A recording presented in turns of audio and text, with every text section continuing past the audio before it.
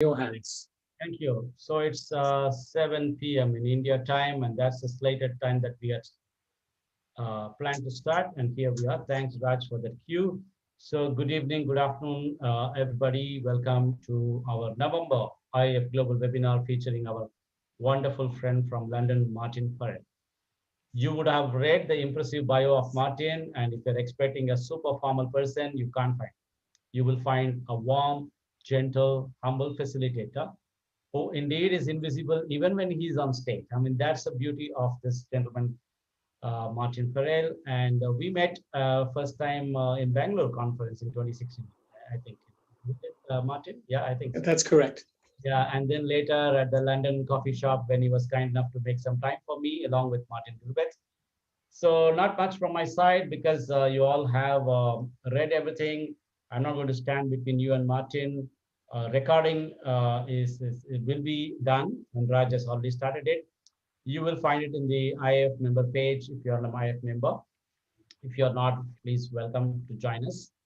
If you don't want to be appearing in the video, please be a guardian of yourself and go off the video. And those who of us are chivalrous, no issues whatsoever, we want to be seen. So at the tech wheel is the forever reliable Raj. So welcome once again for a happy session on youth theory.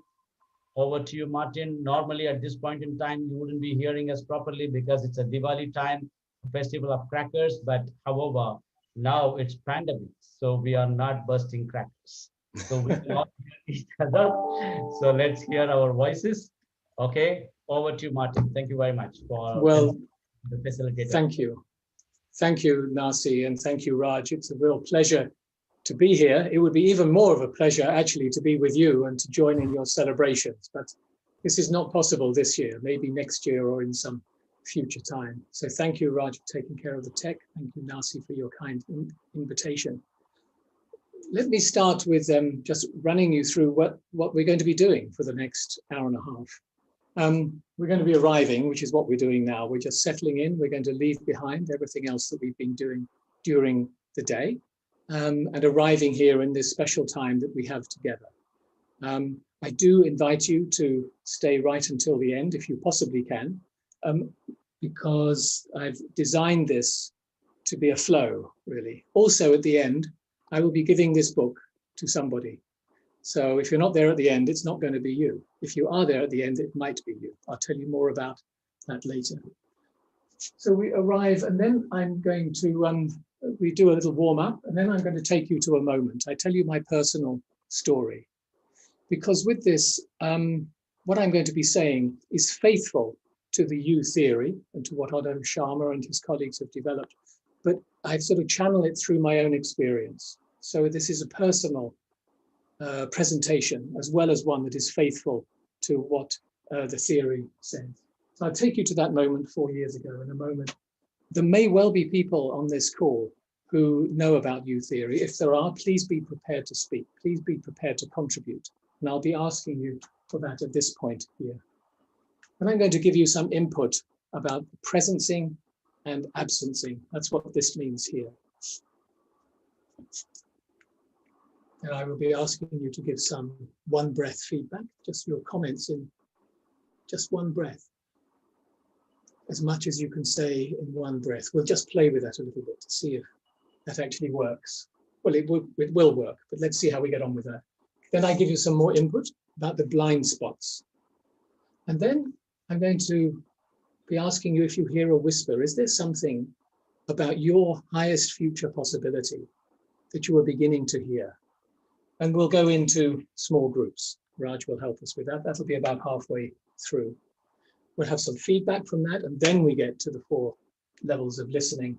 Then I will ask you some reflective questions, some questions which will help you be thinking about what may be your highest future possibility. So this is about highest future possibility for you, and also then the groups, it will be also for the groups that you work with. So that's the menu for the next hour and a half, and I do appreciate your having joined this webinar. So as we start, let's think of the world. There's the world. You are somewhere right now. Your feet are touching the ground somewhere in the world. When I count 3, 1, 2, 3, I want you to shout out. You can turn on the mic, unmute yourself if you want, or stay muted, and just shout out the name of that place. Is that okay? If you're in a situation, a public place where you can't shout, don't embarrass yourself or anywhere else. You can just mime it. Okay, are you ready? 1, 2, 3. Kingston. India. Oh, wonderful, wonderful. Thank you. We've got that. I heard all of those. I've made a quick note of them. Now, think of somewhere else in the world, anywhere else in the world, a place name. It could be a country, it might be a village, it might be a town, it might be a city. And in a moment, I'm going to ask you to shout that out as well. So just get something in mind. And 1, 2, 3. Jamaica. Why am I inviting you to do this? It's a bit crazy, isn't it? Why am I inviting you to do this? I'm inviting you to do this because this tells us something about what youth theory is about. That it connects the reality, your feet on the ground, where you are now, with something that's deep inside you, some connection. You thought of that place because of something in you. You thought of it has some meaning for you. I give you an example. When I was thinking this morning, oh, what would I say then? And I thought of a place in England, actually. And I thought, oh, I wouldn't want to say that. And then I thought of Kingston, Jamaica. Oh, Kingston, Jamaica, that's a cool place. That's kind of rock and roll, fine place. It told me something about myself that I didn't want the rather boring place beginning with a K in England. So it's global, think youth theory, think global. And also think about the connections that you make in your insides, in your inner perspective when you look to yourself. Maybe just be reflecting on that right now. Let me take you to a moment. It was a moment 4 years ago, just over 4 years ago. We'd suffered a family bereavement in our broader family. It was politically a difficult time as well. Brexit had just been approved. And I was feeling pretty low, actually. And it was at this point that someone showed me a book about youth theory, and then I went to a meeting, and there were things about it that impressed me, and I just want to tell you 1 or 2 of those.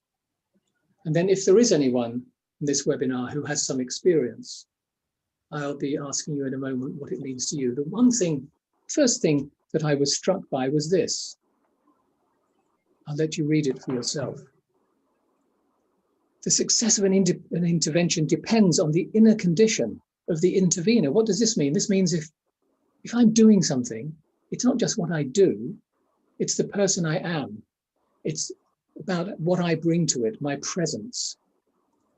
And I thought that's really interesting because I've spent my life doing various change things as a change agent of various sorts.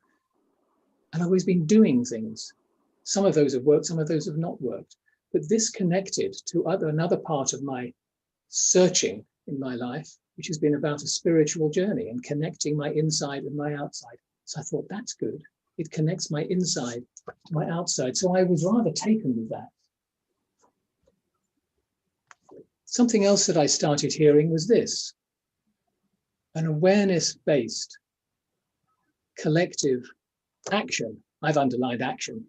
ABC, action. So this is about doing stuff, but it's not just doing any old stuff. It's doing stuff that connects with you as a person, as a whole person, as a person with a heart, a head, and a hand, which is the symbol for doing things, going out there and doing things. Awareness-based collective action. This impressed me because I thought I can move from my spirit, from the source, from my inner world, into something outside. So then I started finding out about the Presencing Institute. And I'm rather taken with what they say, which is that we believe it's possible to create results from our work and our being in the world that are good for the well-being of all. They're good for everybody. And what we see, ladies and gentlemen, as we look around, is people doing things that more or less nobody wants. We create an environment, a physical environment, with the climate change and so on, which no one wakes up and wants that to happen. We create social divides that no one wants. We create tension in ourselves that we don't want. So we believe it's possible to create results that serve the well-being of all. I thought, well, that sounds good to me. I'm interested in that. If I could ask you to do something now, which is, I'm going to ask you all to turn your cameras off in just a moment. In fact, if you would do that, first of all, would you just turn your cameras off? If your cameras are off already, you don't have anything to do. So turn your cameras off. And when I say so, when I say 1, 2, 3, please turn them on again if you know nothing about U theory at all. You've come to this without knowing anything about U theory. And the camera button, as you know, is on the bottom left. If you know nothing about U theory, please turn your cameras back on again right now. Let's see how many people, just looking on my screen here, know nothing about it. Wonderful, wonderful. Well, you're in the right place. You'll be finding something out over this next little while. If I could ask you now to turn your cameras off again. Everybody's cameras are on. Please turn your cameras on then if you think that you've had quite a substantial engagement with this. You've read the book, you've maybe been on one of the courses, you've had something to do with U theory. So you feel you've got something to say about it, you've had some experience of it. I don't know, Raj and Nasi, what your calculation is. It looks about 50-50 to me. Does that look about right to you? If I could ask those who have now just put your cameras on again, just to say what this does mean to you. Is there anything in U theory that particularly attracted you when you read the book, went on the course, or anything else? I could ask you to contribute. If you want to speak, I think just unmute yourself and start speaking. If we have 2 people at the same time, we'll work that out when it happens. Martin, this Yes. is Kalindi here. Kalindi, you're most welcome. Yeah. Lovely to see you. Thank you. Yeah. So what I really liked was the principle from ego to eco. Ego to eco. Thank you. Tell us, just give us a little bit of, a few sentences on that. Yes. So the sense that it made to me was, instead of operating from limited self, can I contribute to the world at large? Wonderful. So from limitedness to unlimited contribution, that is what I sensed. And I really liked that. And that's because what... the very purpose of your life then is different. Thank you. Thank you so much. Thank you. And it's very neat, isn't it? Because it's just 3 words, 3 letters and 3 letters. Ego, me, to eco with a C for everything that connects us together. Thank you. Thank you, Kalindi. Is there somebody else who would like Martin to speak? Yes, please speak. Martin is Murli here from Mumbai. Thanks so much. I've started to read this book since September. Okay. I'm reading it for the 2nd time consecutively. One thing which impacted my life from this book, the story Facing the Fire. That's the first part. Yes. Fire, that was really impacted my life. Actually, after reading it, I read it second, and I could connect with one incident of my life, and I could really bring out myself. That's one thing. And now I've started to read block by block of this book. And fortunately, your session came up. I felt it's important, I keep my mind and ears and everything open and then participate here. Thanks, Martin. Very good. Thank you. Yes, and what I think you're referring to is the fire that Otto Scharmer experienced in his family home when he was a young man. Yeah. And then he was told by his father, after their whole house, their family house had burnt down and was destroyed. Father said to him, look to the future. Look to the future. Correct. And yeah, so this is something that is a very central part of this, leading from the emerging future. So you try to get a sense of what is the future here. You only have a little sense of it, but what is that future that could take you to something new? And he had that very powerful experience as a young man when basically his farmhouse burned down. I could create a future from there, actually. You say again, please? I could create a future from there after reading that story. Yes, there we are. Thank you. Is there one more? Thank you. Yeah, so it's about the future and looking to the future. Not being, we acknowledge the past, we understand the past, we may need to go back to the past to understand some of our personal struggles, but we look to the future. That's what we can do something about. Is there one more person who would like to contribute something? There will be more chances later. Somebody else want to speak?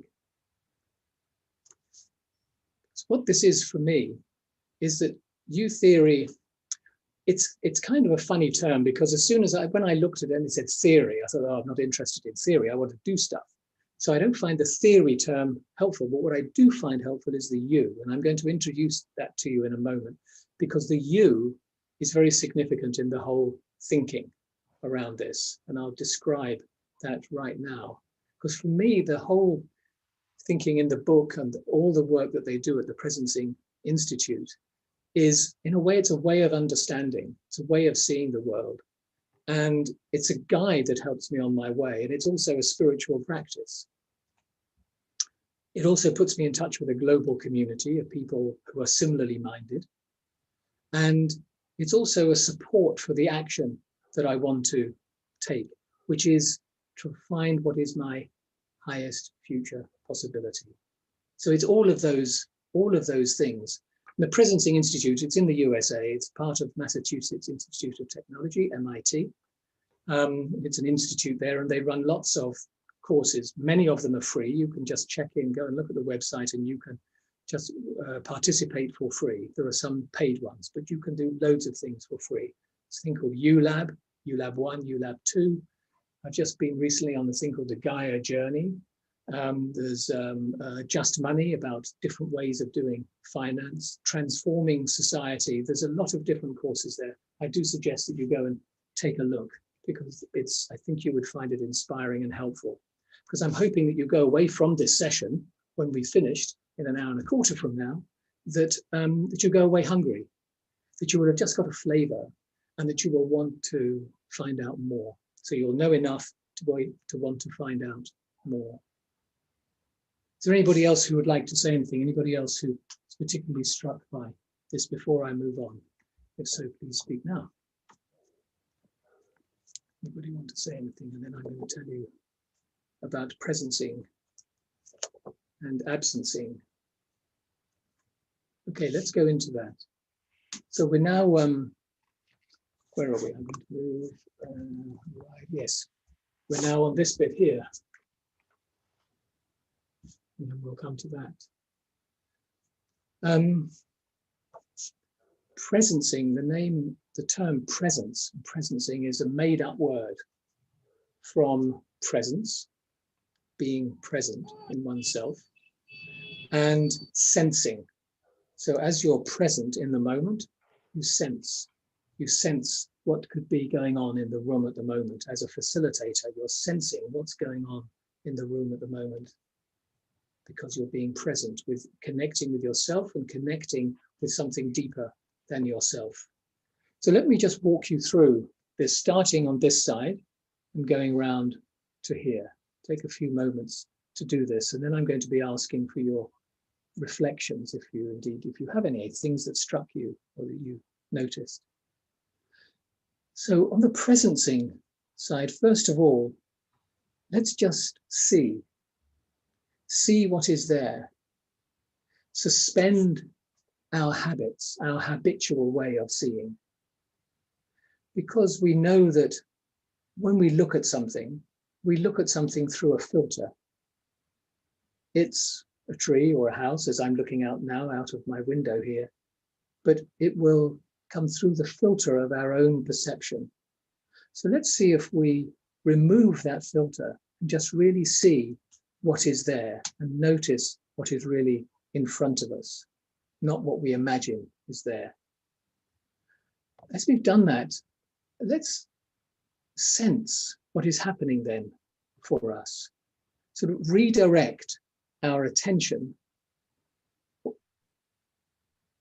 so that it both holds that external object and it also connects to the source. It connects to what's inside us.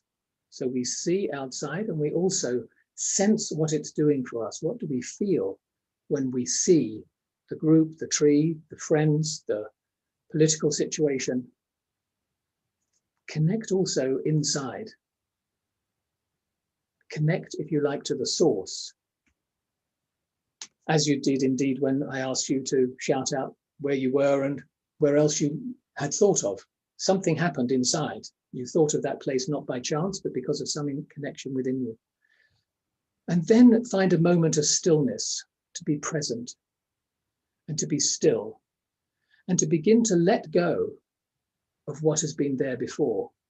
Let go of those things which no longer are needed. They've had their time. They've played their time. They've played their part in your life, but they're no longer needed. And to start thinking about what might be coming, what you could let come, what you could allow to come. So you let go of what is no longer needed, which needs to die, and start to discover those things which you could let come, those things, the new shoots. But at this point, it's very unclear because they're only little shoots. They might not even be above the ground. So what you would then do in this model is to start crystallizing. You've just got these little ideas, little whispers. A little bird speaks in your ear, a little idea. Then you start crystallizing it. You try to begin to make sense of it. And then you move to action. And the action is prototyping. You still don't really know what you're doing, but you can prototype. You can, in dialogue with the universe, and as it was Kalindi, I think, said, that you move from the ego, just your own perspective, into the eco. So you're seeing the bigger picture and you're prototyping what is coming up in you, and you're taking action. But it's an action which is awareness based, and it's collective. It's with other people who are taking their own action in whatever area is important for them. And then you get to the point of performing and really making that new direction, that new highest possibility really happening. So this is how the way it is presented as heart, hand, and head.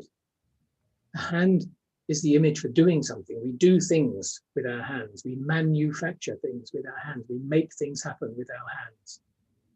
But it's informed by our heart, by our inner reflection.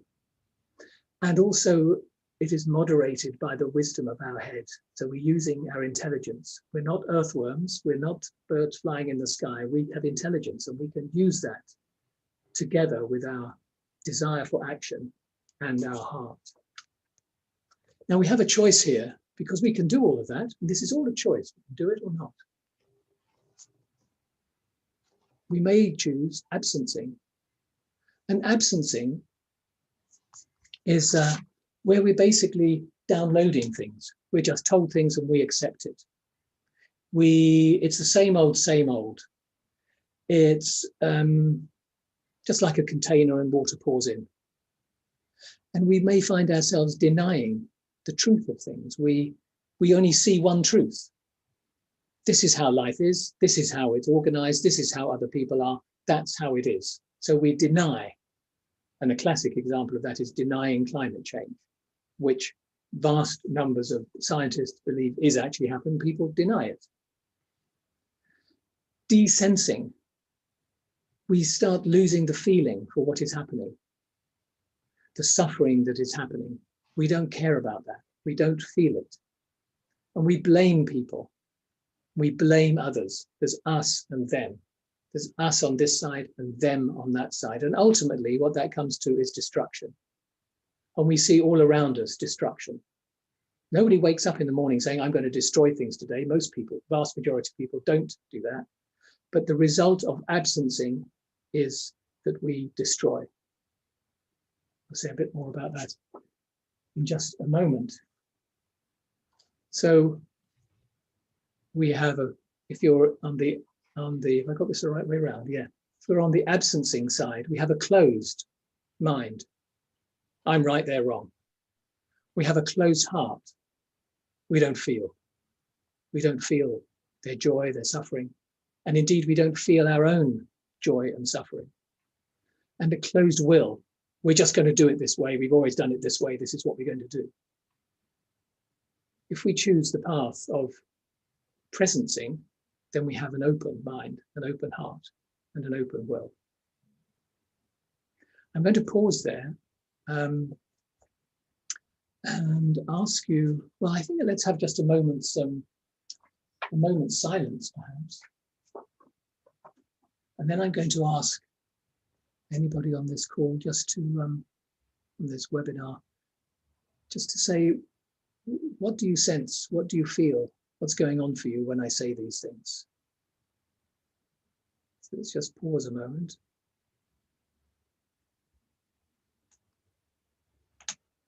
And I'd be glad to hear if you would like to, if anybody would like to contribute. Again, just put up your hand or just speak.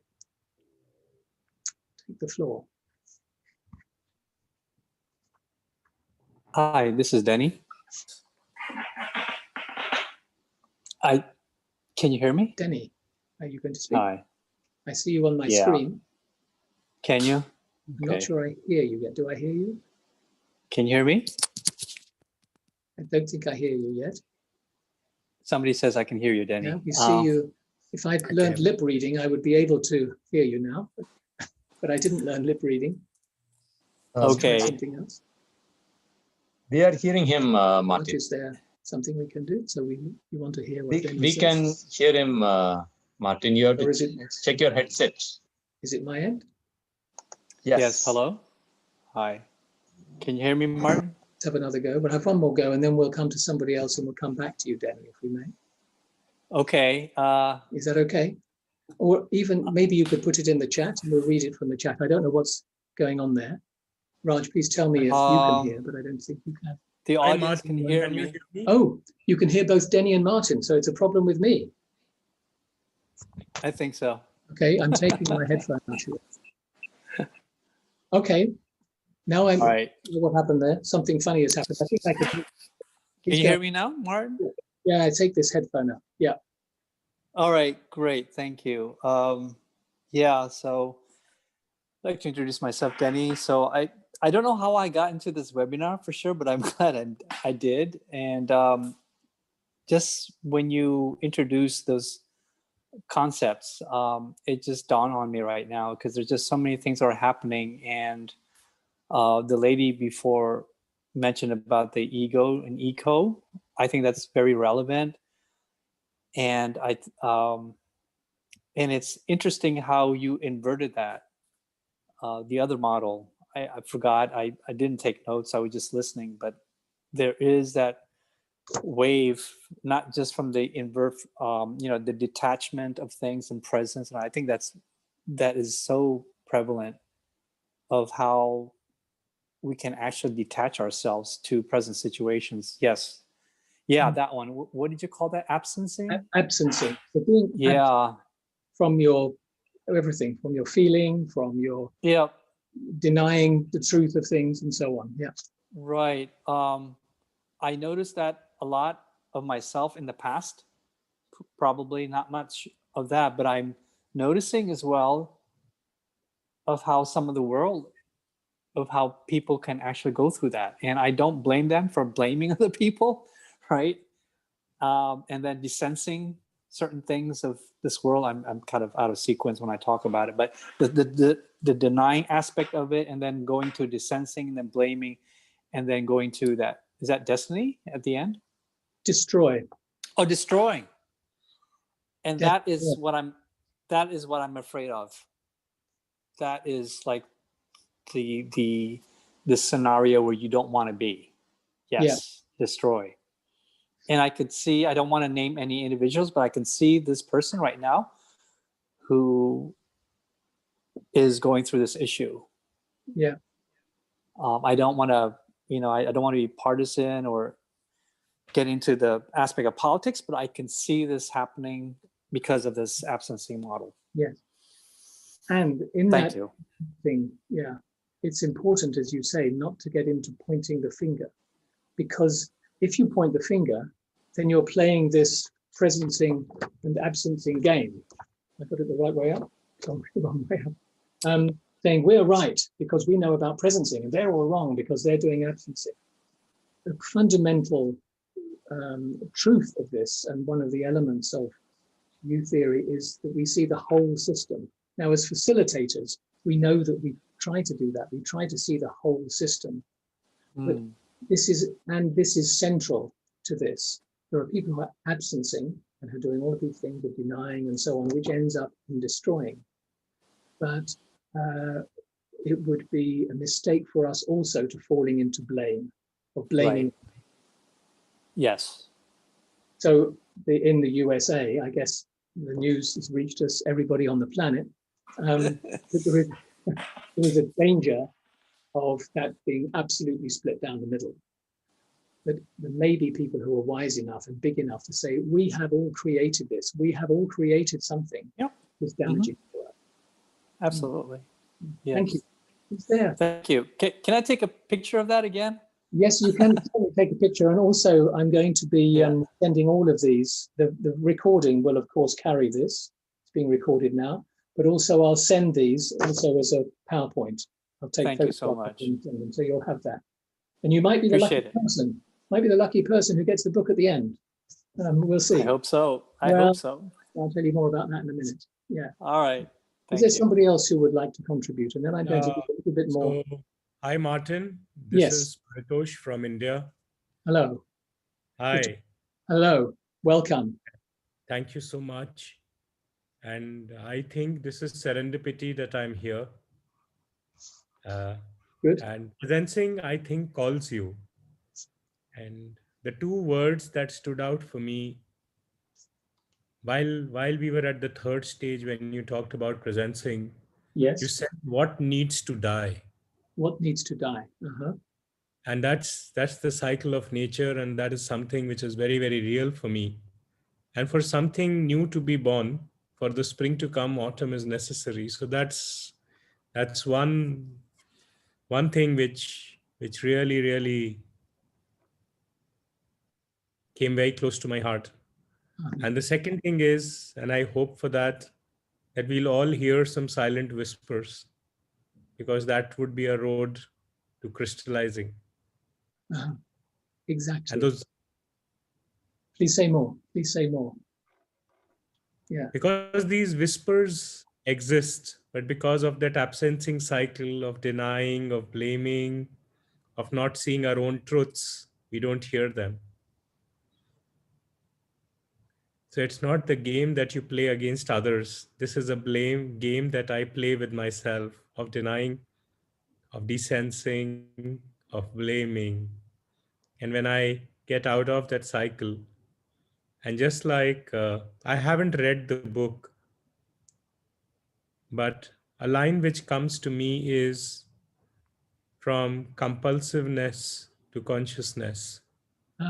Because absence is compulsiveness. And presencing to me is being conscious. Thank you so much for sharing it so beautifully. I really, really have loads of gratitude to you. Thank you. Thank you for that. As I say, this is a personal journey for me over 4 years. So it's been very helpful to me, and I'm very happy that it's helpful to you. Is there one more person who would like to speak, or shall I say a few words about the divides, the blind spot here? Any other thoughts that anybody would like to share? Now's your moment. Martin, hi. Yes, please. You hear me? Yeah. Andrew, yes, I do. Now that I've taken my microphone out, I can hear you. That's great. Well, I'm completely new to you theory, so but what you were saying just before struck me a lot, because I think so this theory is a lot on one hand on a personal basis, but I think it's so important to have also a detached point of view, to see things from above, to see things. What you are saying at not pointing fingers is so true, because we're all in this, no? So I could on one hand be on the lower part going up, or I could be on the upper part going low. So it's important that I start off with this sense of not me and them, us and, but with this ability to look from above. Yes. Things. I don't know if I managed to express myself in what I'm trying to say. You Like, have. it was so nice to hear this thing. Yeah. You have very well expressed yourself. I completely understand what you mean about seeing from above. And what comes to mind as you say that, for which thank you, is a helpful image that I just heard the other day. Probably all of you already have this image. But if you point, which way shall I point? Maybe I'll point this way. I'm pointing to things in my office. Yeah, I'm pointing. What do I do with my other fingers? Those fingers are pointing to me. Yeah, yeah. So that's worth remembering. Yeah. When you're pointing to somebody else, just think of yourself, and think of yourself 3 times more than you're thinking of them. So that speaks to the Right. us them dynamic, I think. And it's an easy reminder when we take our fingers with us and point to ourselves and look to ourselves to see what part we are playing in this drama, this global drama that we're part of, the drama that we're part of in our families, the drama that we're part of in the groups that we facilitate. What is our presence in that? What is our presence bringing to that dialogue in that group? How do we help them find their highest future possibility? So let me say a little bit more about that, and then I'm going to, it'll be nearly coming up to halfway through, amazingly, and then I'm going to ask you to go into groups to pursue some of these thoughts in small groups. So this blind spot, what blind spot? Let's think about blind spots. What are we not seeing? The theory says there are 3. An ecological blind spot, a social blind spot, and a spiritual blind spot. And these are like icebergs. Imagine these are icebergs. As we know, the majority of icebergs is under the water. You don't see them. But as the people on the Titanic discovered, they do exist. And you can hit them and bad things can happen. So if you're blind to what is underneath, bad things happen. I'm just going to read a few words from the book, which say it more eloquently than I can. It speaks about these blind spots. So the ecological divide, the first of these, the ecological divide, can be summed up by a single number. That number is 1.5. And the 1.5 is that the economy consumes resources of 1.5 planets. If we carry on doing that, it's not sustainable because it does not repeat itself. It doesn't regenerate itself. We are 1.5 times we use 1.5 times the regeneration capacity of planet Earth. And that's just the average. And there are some places that are producing and using so much more. For example, the US, and probably other countries as well. Secondly, the social divide. What is the social divide? The social divide could be summed up by another number. And that number is 8. And what that means is that 8 billionaires own as much as half of mankind combined. That's right. So 8 people, just 8 people, you get them in a minibus, own as much as the people at the bottom of the heap, the bottom half, so-called, of 3.8 billion people. Can that be true? I believe it is true. I don't think they put it in here if it wasn't true. The third one, the spiritual divide. The spiritual divide. This is the difference between myself now and myself in the future. It could be, you could say, my self with a lowercase s and my highest future possibility with a capital S. Those things which I am here to do, the things that I'm called to do, those things which are mine to do, the capital S, self, the things that I am called to do. So the spiritual divide can be summed up by the number 800,000. 800,000. More than 800,000 people per year commit suicide. They end their lives, a number that is greater than the sum of people who are killed by war, murder, and natural disasters combined. Every 40 seconds, globally, someone commits suicide. We can understand that by people who have not been able to find their calling, not been able to find what it is that they are here to do. Now, clearly, all the economic situations come into that, social situations, but people who have got so desperate that their life is so futile and so pointless that they finish it. I find those quite chilling numbers, and whether you accept the numbers or not, we know that those divides are there. We know that the ecological divide is there, causing damage to our environment. We know that the social divide is there, of the enormous disparities, and I've visited India, I've seen many of those disparities, and that's you see every day. And also then the spiritual divide, which perhaps is less obvious, less out there, but it's still a very powerful force for, well, division and misery in our lives. Before we go to smaller groups, I want to show you a couple more things. This one, and this is taken straight out of the book. One of the lovely things about the Presencing Institute is they use a lot of graphics, and I find them very helpful. They're very simple, they're powerfully generated. In fact, it's called generative scribing. So people are not just drawing pictures, but finding what is said from their heart and soul, and then seeking to communicate that in a graphic form. So what you see here is two peaks, a starting point and a finishing point. The desire, what we want to do, isn't it? We just want to get there. We just want to go from one peak to the other. Let's just jump over. You can't do that. And if you try to do that in a group, if you try a change process in a group that somehow just forces people through, it doesn't stick. It's almost as if this little chap here tries to jump across and has got a piece of elastic tied to his backside, boing, and he bounces back again. So you go through a change process, and we all see many consultants doing this. It doesn't work because they didn't go through the U process. They didn't touch what was needed, what they needed to touch. They didn't see, they didn't sense. They weren't still for a moment. They didn't crystallize, they didn't prototype, and they didn't get to the other side.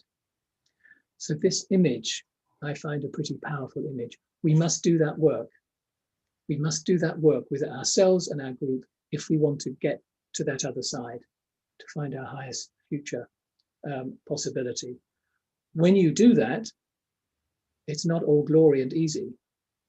You meet demons on the way. I meet demons on the way. I've been thinking in the last days about my demons. I've now given them names. I won't go into that. That will take us the rest of the evening. But four, I've named my demons, because as you become quiet, you start noticing the things that are underneath that maybe you've been running away from. Okay, let's go into groups. Raj, if we can get ready for us to go into groups. One last before we do go into groups. So as facilitators, we get employed to produce results, run a group and produce results, go through this change, launch this project, whatever it is. And they see that we understand process, which indeed we do. As processors, as facilitators, we know about process. That's why we get hired. And we can do some magic things, and they may well be happy. And we get paid. And we've done the job. It's only, however, I think if we really are able ourselves and with them to go to the source and to really touch what is, where that group is stuck, that we can really help them. The Presencing Institute has a number of tools and methods which they use to be able to find that source, and they're very powerful methods. And there, of course, there are many other methods, and many of those are in the IAF methods library, which if you haven't been to look at, I suggest that you do. You will find a lot in there. And the ones that really touch the source and get to the depth of things are very well worth paying attention to. So This is a time to go into groups and to share what whispers you hear. There have been a handful of people on this call who've kindly contributed. For others of you, I'm wondering if there are thoughts and things bubbling up. They may be confusions, they may be struggle, I don't know, whatever. What is bubbling up for you? You'll have approaching about 12, 13 minutes in the group, and I suggest you do this as a listening circle. What I mean by that is that you may as well go around alphabetically. Everybody gets a turn, and then you just speak. You speak as long as you want to, but you're aware of the time constraint. If you don't have anything to say at that moment, just say pass and go on to the next person, because your turn will come again, and the next time you can have something to say. And importantly, you're there to listen to those who are speaking and give them that service of really listening to them. In a moment, I'll be saying, when you come back, I'll be saying something about levels of listening. Is that clear? Is that okay? I hope so. I'll put that in the chat, which I think you will also get in your groups. Yeah, I see a thumbs up, at least one thumbs up. Yeah, good. And we'll give you, of course, we'll give you a notice when you're about halfway through. And please manage your own time. Make sure that everybody is heard. And I suggest you do it in that way. But your facilitators, you know about these things. You can manage that yourselves, but that's my suggestion to you. So, Raj, I think we, how many we're at? 57 people. Should we put people in, what do you think? Give me your thoughts. In threes or fours? Could we put people in threes, perhaps? Yes, Martin, I'm just looking at the number of rooms. If I put make 8 rooms, then it is 4 to 5 people. If I make it 9 rooms, it's 4 per room, 4 participants per room. We make it 10 or 12. We could have 10 or 12 rooms with 3. Just thinking of the time. Yeah, yeah, I can make 12 rooms, which is 3 per room. Yeah, because we're 37, so I don't go into a room. You don't go into a room. Narcy doesn't go into a room. Yes. Yeah, so let's do that. So it's just 3, so everybody will have good time. We'll come back.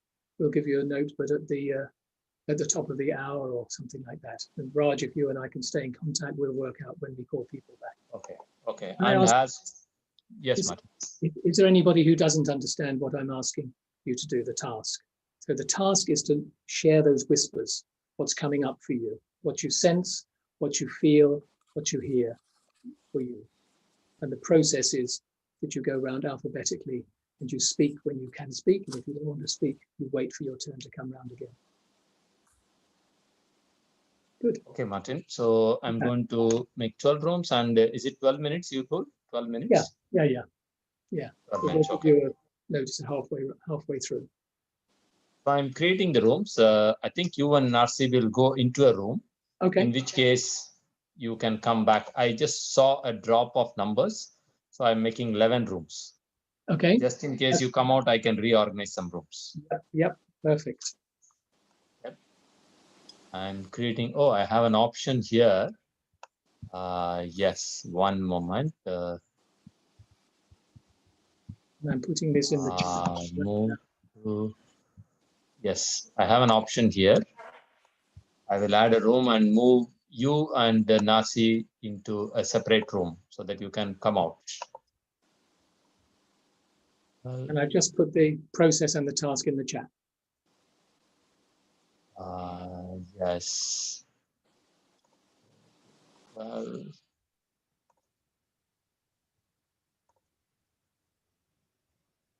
yes. There are some rooms, 2 rooms with 2 people. I'm opening all rooms. Okay.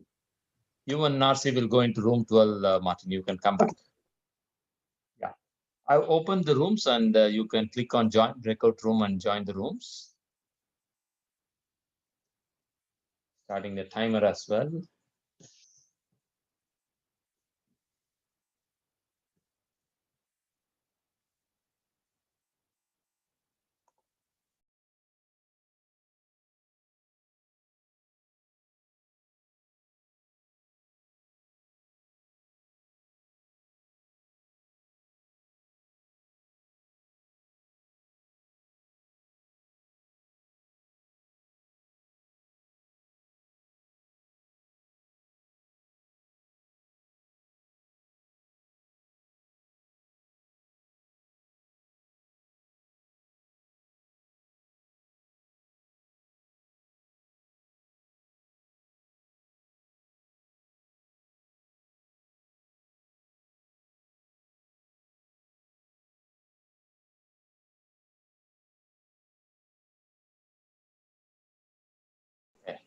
I've restarted the recording.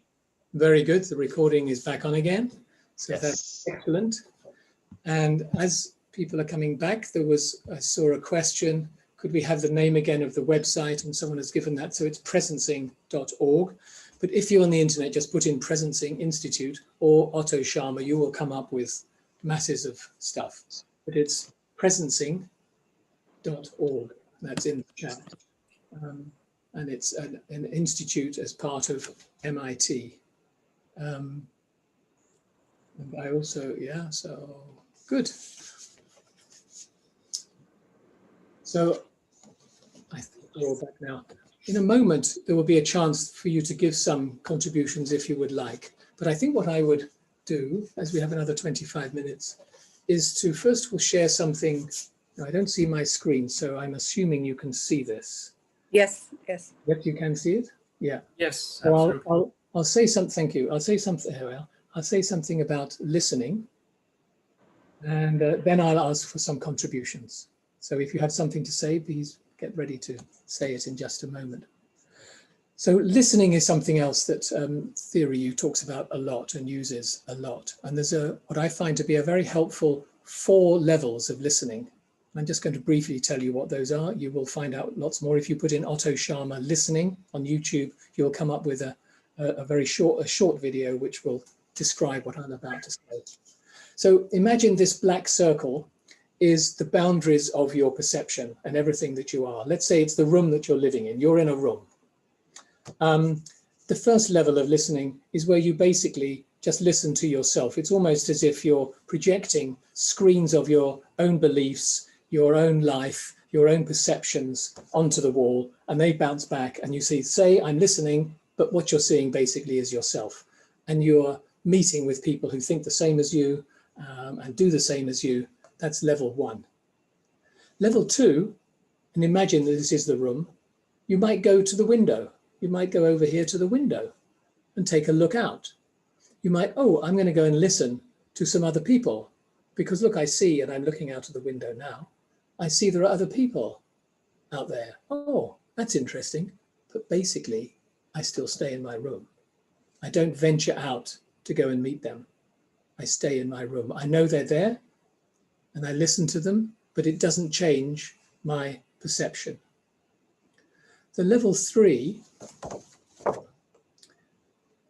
over here, if you do this online, everything of course is back to front, so it's quite difficult to manage this, never mind. Level 3 is where there is empathy and you go to the position of the other. You go to the position of the person, the group, the organization that you're engaging with, and you see it from their perspective.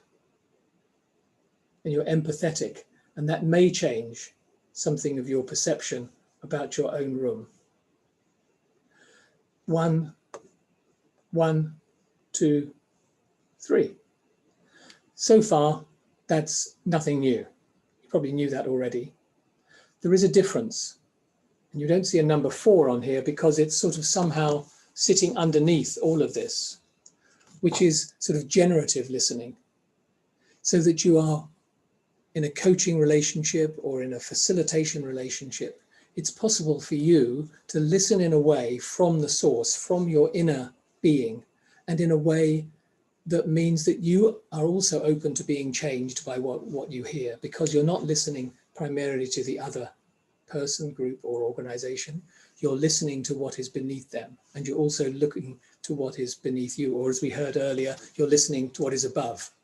You're listening to what is outside you and beyond you, beyond your ego, and connecting to the echo of the whole.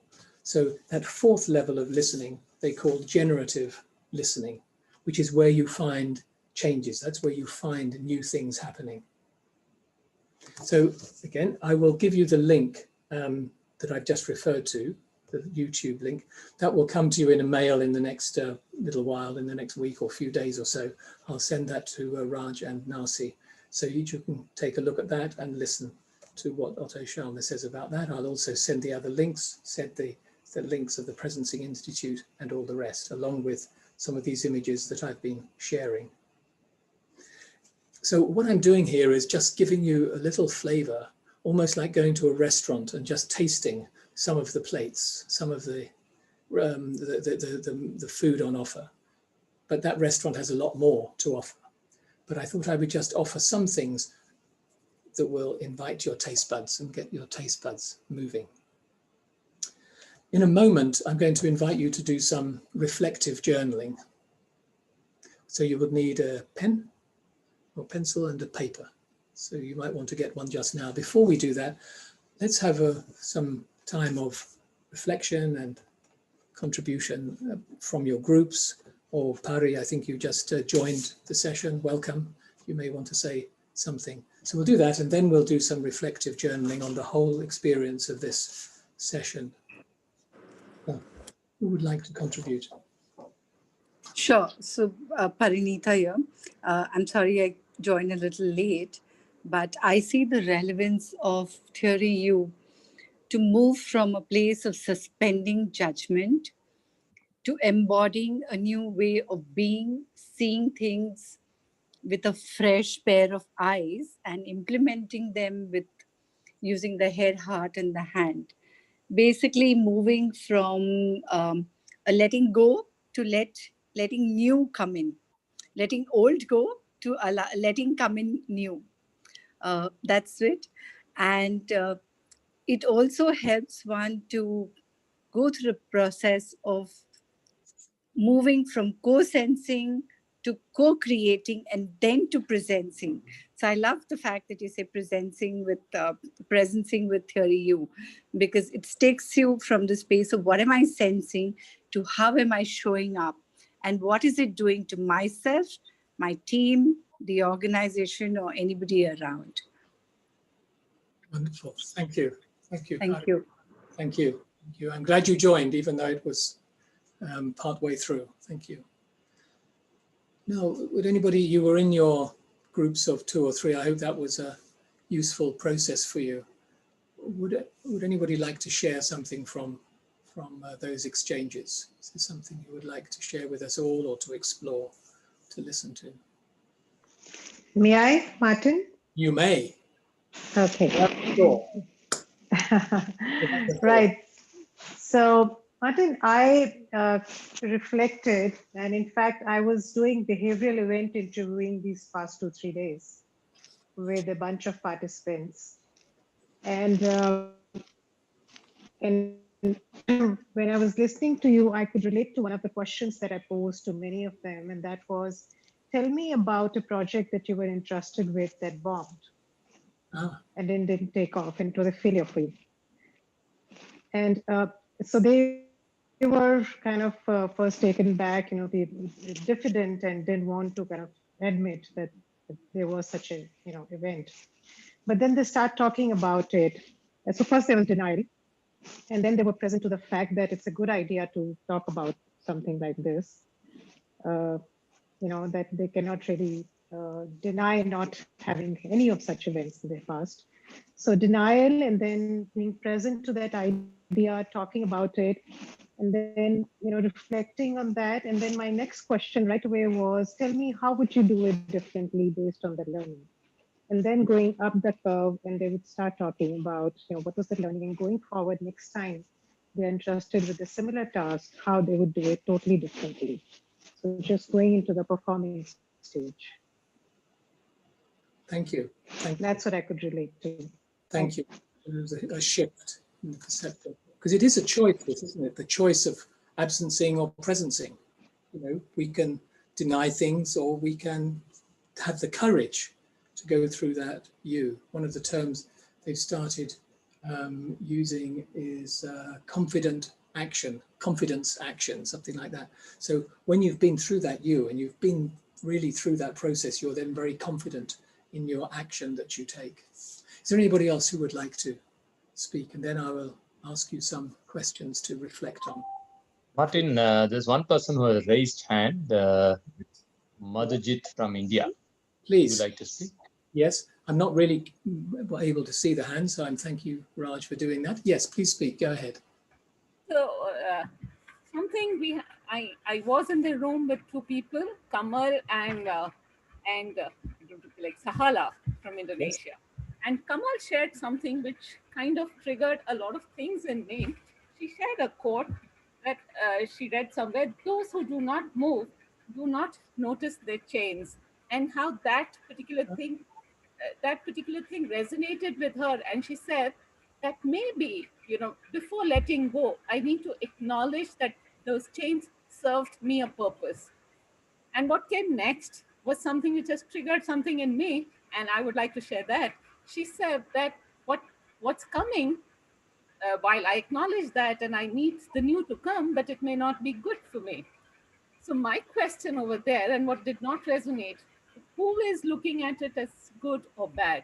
Maybe it's there for a purpose and it is serving a purpose. So why are we judging it? What's coming in or what's going is bad and what's coming in good or bad? So that is something which has triggered something in me, and I'm like kind of in a state where I think I need to reflect more on this theme before, before I can say anything or make a kind of call for myself. Good. I wish you well with your reflections, and you may want to find somebody to reflect with, a friend or a partner or something, because some things, it's difficult to do that on our own. It's helpful to do it with other people because it's confusing. We get into a muddle. So, but that's the confusion or muddle or uncertainty is part of that process. I speak from my own experience and of working with many people. So thank you very much for sharing that. Thank you so much for commenting that. Thank you. Please, one more comment, and then we do some reflective journaling, and then we'll find out who gets the book. Okay. Does anybody else would like to say anything? A reflection on your time? I could speak if it's okay. It is very okay, please. So when we were talking in our pair, one thing that came up was a very simple one, which is we're saying seeing, just seeing and suspending habitual judgment. Yes. Just trying to experiment with doing that for even a little while on something that I don't want to see was, I could see I can't do it. It's just coming back. So it was, how much practice will this need? I'm wondering, because even when I'm trying it so consciously, I can make out what's coming in the way. Because I don't want to see that other side. And all those things that, I've got all kinds of excuses for not wanting to see the other side. Yes, all sorts of excuses. Just at the beginning of the you. So it seemed like a long journey. Yes. To do. It is a long journey, and I suggest you do that with others. That's why through the ULab, the Presencing Institute has a lot of different courses and opportunities to connect with other people. And I found that very helpful. On your own, it's a lonely place and probably too difficult. So find communities to help you do that. In Buddhism, they talk about the Sangha. In other communities, we need community. We live in communities. So find yourself a community of people to go on that journey with you, to pick you up when it gets just too difficult and too confusing. And if you can't find anybody, you give me a call, and it would be a delight and a pleasure to have that conversation with you. But really, okay. Thanks so much. We have a bit less than 15 minutes. I think I'm going to now suggest we go to our reflective journaling. And this is where I invite you to reflect on what has come up for you, but privately. So if you have a pen and a paper, that would be really good. Or a computer to write on, whatever is easy for you. And I'm going to ask 5 questions, just 5. In the U theory model, what is often done is that there are 17 questions. So these are 5 of those 17. You can find the others on the Presencing Institute website. If you go onto the resources button, you will find it in there. But these are just 5 of them for the present purpose of this, of giving you a little taste. And before I go into that, I should say I forgot earlier on when I asked everybody to turn off their cameras and turn them on and so on. I realized at the end, I didn't ask half of you to turn your cameras back on. And that was my mistake. If you do wish to turn your cameras on, it would be a delight to see you. I leave that to you as you wish. That was my mistake. As facilitators, we all know that afterwards you get to a point where you think, oh, God, I've done that wrong. So I put that right and apologize for that. So there are 5 questions. So I'll ask the question, then I'll repeat it, and then I'll give you a minute or so to reflect and think about it. So the first one, frustration. Frustration. What in your current work or your personal life frustrates you the most?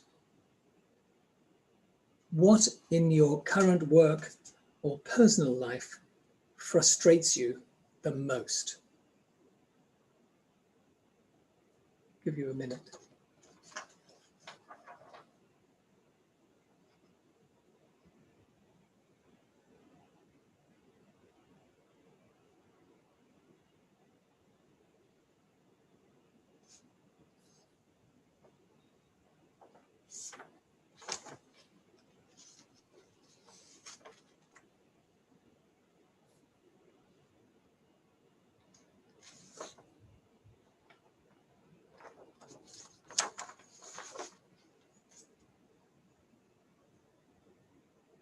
Next one coming up.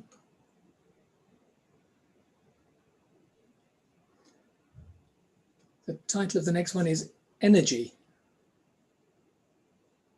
Energy. What do you find are your most vital sources of energy? What do you love? What are your most vital sources of energy that really nourish you and fuel you? What do you love? It's the second one.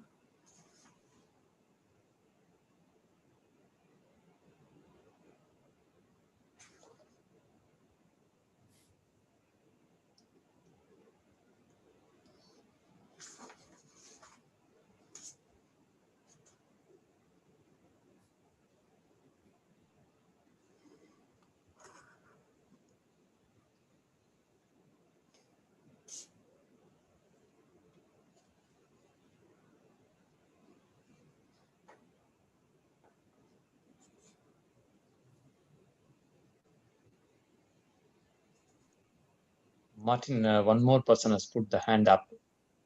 Okay. Yeah. Oh. Aishwarya, would you want to speak? I see your hand up. Yeah. So we'll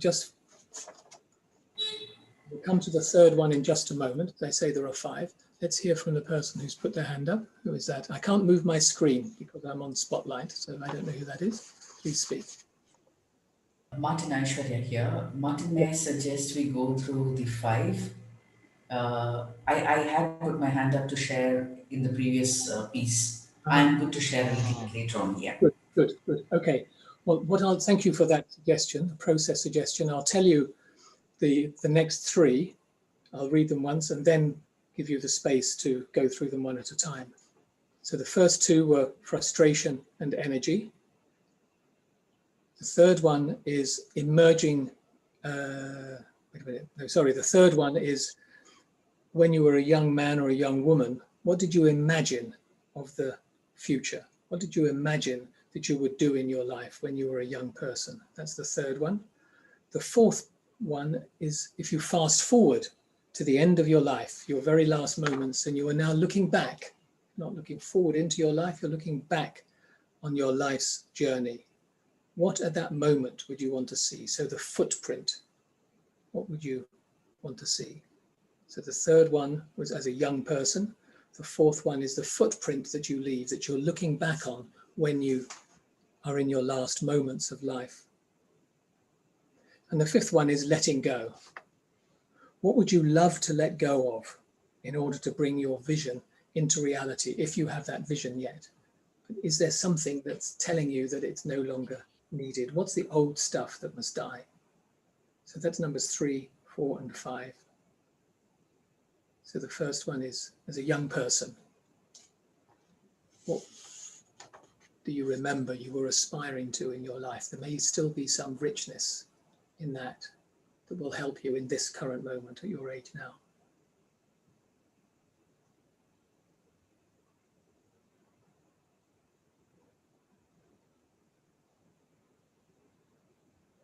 And then the fourth one is the footprint. You're looking back from your last moments of life. What at that point would you love to be looking at? That you achieved in your life, that you did in your life, that you were in your life, that what you became, that you would smile at.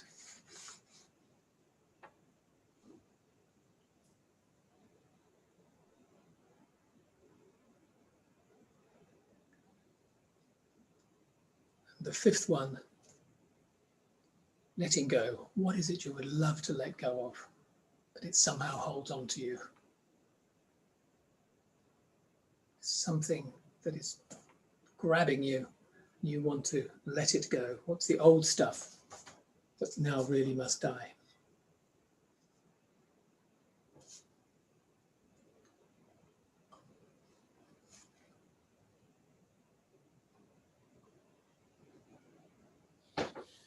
There we are. Excuse me.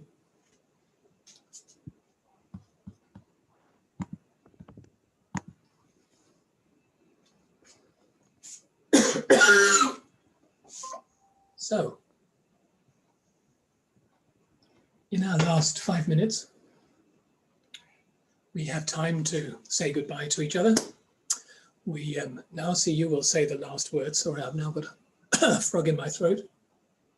And also, I'm going to give this away. Before we do all of those things, would you like, we've got time for 1 or 2 comments or observations on what you've just written or anything else from the groups. And I apologize that I won't see your hand go up because I'm stuck on one screen because I'm on the spotlight. So please just speak if you would like to, including our friend who spoke a moment ago.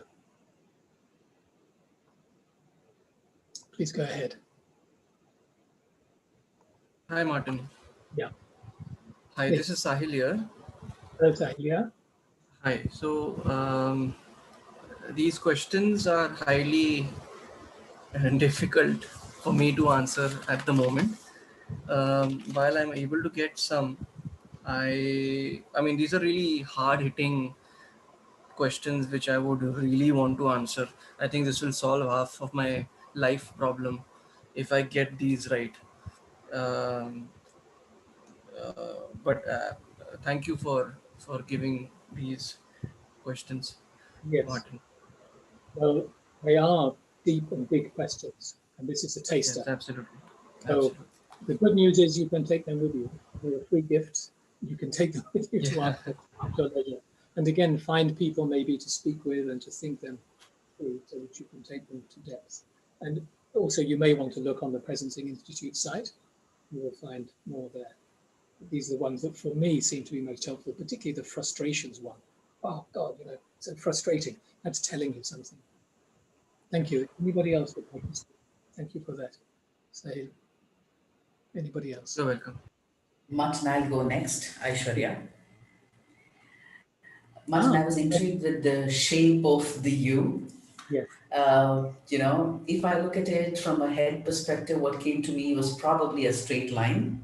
Mm-hmm. If I looked at it from a hand perspective, probably what would come to me would be a squiggle where all of this are sort of there.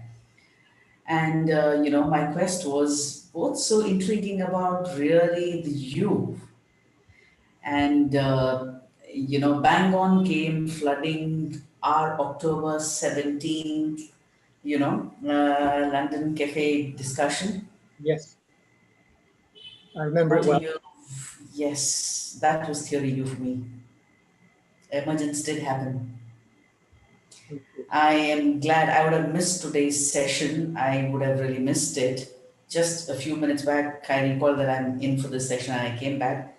Thank you for that. And there's a lot of value, Martin, when you say that probably find a coach or find, you know, a buddy with whom you can do this. Yeah, exactly. So do. You don't need to sit in a room by yourself. Reach out. There's a room full of people here to reach out to.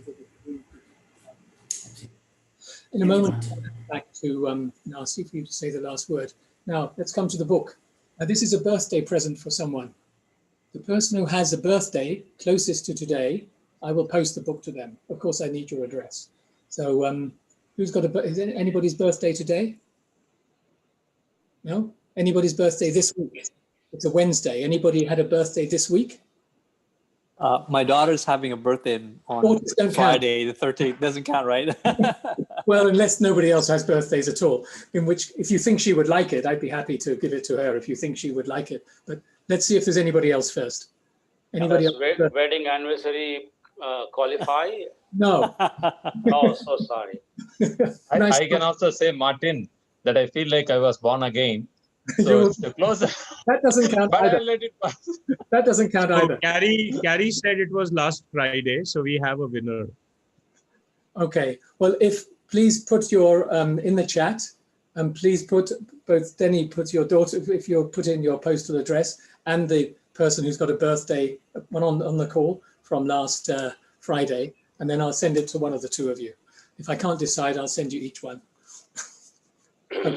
Next year, please be available in July. Appreciate this. Yeah, well, I thought I'd like to make a gift because I get a gift from many other people of their presence and their attention and their enthusiasm. So I want to. Actually, Martin, I'm going to be, my birthday is on the 17th, next Tuesday. Ah, day after my wife's birthday. Please put, if you would like the book, then please put your date and the address, and then I'll work it out. Okay. And we're not now going to get into a bidding war. So just put it in the chat, and then something will happen. I'll be very glad if someone else has it. It's an extremely nice thought that you have. Yeah. Okay, we need to finish there. Nasi, let's pass back to you. We have just a minute left, and then I'll stay online. So if anybody has questions and comments, then we'll stay online anyway. But let's just bring our proceedings formally to a close. Nasi. Thank you, Martin. Wonderful, really, really fantastic time that we all spent. And the 5 questions are really, really fantastic. Like Sahil said, it will take a lifetime to find answers. You can keep on writing, you know. Sahil, if you finish, then go for the next 12, right? Right. You can go on, right. So thank you very much. You've been an awesome crowd, enjoying every moment of it. Thank you very much, Martin. Once again, thank you, Raj. So on December 16th is the other Martin Gilbreth. Normally, I invite both of them together. Like some of you would have attended that 4 hands on a wheel last time they did, how to be a co-facilitator, the dharma of co-facilitation. So this time they chose to go one after another. So Martin Farrell led the way. So 16th of December, Martin Gilbert will do. So happy Diwali to those who are in India and who are celebrating. Thank you, everybody. See you again. Enjoy your presence. And as we finish, one of the things that Presencing Institute often does to say farewell is that everybody unmutes and then says farewell in whatever language they choose, or indeed in several languages. So they just shout it out. So we could do that now. Shall we do that now? Yes, one chaotic bye-bye. Chaotic. So, on the count of 3, right? 1. Are you all out of mute? Vanessa, you're not in, Kavita. I'm just checking. I'm doing a simple audit now. Those who are not on, yes. Banu. So count up. Be ready. Clear your throat. Be ready. 1, 2, 3. Bye. Ciao. Shukriya. In whichever language you want. Namaste. Au revoir. Au revoir. À tout à l'heure. See you later, alligator. Adios. Alex. Bye. Bye. Bye, Danny. Bye. Nice. Hi, Andrew. Sahil. Nice to meet you too. Same Take here, care. Danny. Take Take care. care. All right. Take care. Say hi to Belgium for me. I will. And the frites and the waffles. Oh, yeah. Okay. Bye. Bye. Bye. Very good. Thank you, Martin. My pleasure. My pleasure. Gratitude. Thank you, Martin. It's lovely for me. Lovely for me. It's part of my process as well, you know, to do this. So I'm very glad that you asked me that. I know I was a bit reluctant to start with, then you persuaded me, and I was easily persuaded because it's nourishing for me to be in this situation. Yeah. So here we are. There's now we have a small group of 12, 13 of us. Yeah, that's nice. What should we say to each other? What's tugging at your sleeve now? What's tugging at your sleeve? A cup of tea is tugging at my sleeve. Narsi, Binu here. Yeah, If I may, I would like to share something with Martin. please go ahead directly. He's there. You don't Yeah, need yeah. to. Yeah, go ahead, Binu. Yeah. So, Martin, thank you so much. I'm really curious about Theory U. But what really got me intriguing is, I've been trying to set a goal for my life, and I've not been really finding that happy, satisfactory goal that I want to kind of set. Yes. But with question number 3 that you asked, what was it? What was your goal in childhood? Yeah. What did you dream? I just realized, yes, what did I dream about? I just realized that, whatever I dreamed about, I'm already having it. Oh. So why I do you didn't, need a goal? yeah. I don't think you are that belonging to that category of setting know, a goal and trying to achieve it, finding a trainer like me. You don't need anything. You're thinking and you're achieving it already. So you're it fine. it gave me a new insight to my Yes. what do you say, the longing or whatever, the need in me, kind of, That's it. You've made it in life now. You don't need any theory, So, thank you, Narsi. Don't listen to him, because you know better than him. You found what you were looking for at that time, and now you're still alive. You have a life ahead of you. So there is something else there. It can get deeper. She's going to she's obviously going to achieve many things in her life. But all I'm saying is she doesn't need a goal setting process and trying to find a trainer and a coach like me to coach her how to achieve it. All that she doesn't need. She thinks, she achieves. That's it. Thank you, Narsi. Sounds like you. Martin? Yes. It has been a very, very wonderful session for me. Good. And you are the whisper that the universe sent me. Oh. And I'll just like to share the whisper that emerged for me. They're just 4 or 5 lines. And, we have time now. So I begin my new journey from compulsiveness to consciousness, from chasing to stillness, denial to acceptance, achievement to abundance, and words to silence. Wow. Amazing. I get a little shiver. I get a shiver with my left. I don't know why. If you could share your email address, I'll mail it to you, because it's a gift from you, and this is the only way I can probably send it. Thank you. I'm putting it in now. Just check it out. And if you could connect us to somebody who does presencing work in India, I would want to be in touch and do this work. That's a good question, and I don't have an immediate answer, because let me think, who do I know? No worries, Martin. If you could send your email address, I'll at least We'll stay in touch with you. Yeah, I'm just sending it, just checking. Yeah, I sent it to everyone. Thank you for that. I do appreciate that. I look forward to getting your mail.